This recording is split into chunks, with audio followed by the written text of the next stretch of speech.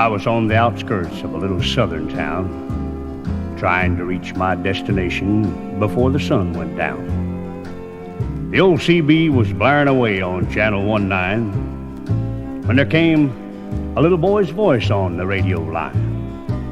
And he said, "Breaker 19, is anyone there? Come on back, truckers, and talk to Teddy Bear."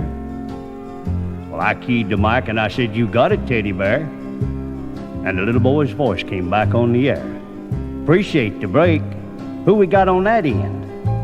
I told him my handle, and then he began. "Now, I'm not supposed to bother you fellas out there. Mom says you're busy and for me to stay off the air. But you see, I get lonely and it helps to talk, 'cause that's about all I can do. I'm crippled and I can't walk." I came back and told him to fire up that mic, and I'd talk to him as long as he liked. "This was my dad's radio," the little boy said, "but I guess it's mine and Mom's now, 'cause my daddy's dead. Dad had a wreck about a month ago. He was trying to get home in the blinding snow. Mom has to work now to make ends meet, and I'm not much help with my 2 crippled feet. She says not to worry, that we'll make it all right, but I hear her crying sometimes late at night. You know, there's one thing I want more than anything else to see. Oh, I know you guys are too busy to bother with me, but you see, my dad used to take me for rides when he was home. But I guess that's all over now since my daddy's gone. Not one breaker came on the old CB as that little crippled boy talked with me. I tried hard to swallow a lump that just wouldn't stay down as I thought about my boy back in Greenville town. Dad was going to take Mom and me with him later on this year. Well, I remember him saying, "Someday this old truck will be yours, Teddy Bear." But I know I'll never get to ride an 18-wheeler again. But this old base will keep me in touch with all my trucker friends.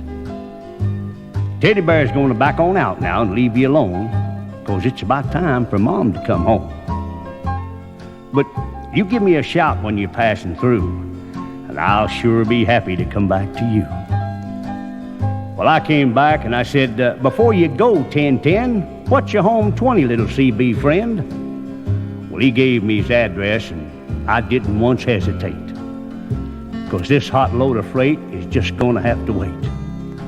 I turned that truck around on a dime and headed straight for Jackson Street, 229. And as I rounded the corner, oh, I got one heck of a shock. 18-wheelers were lined up for 3 city blocks. Well, I guess every driver for miles around had caught Teddy Bear's call.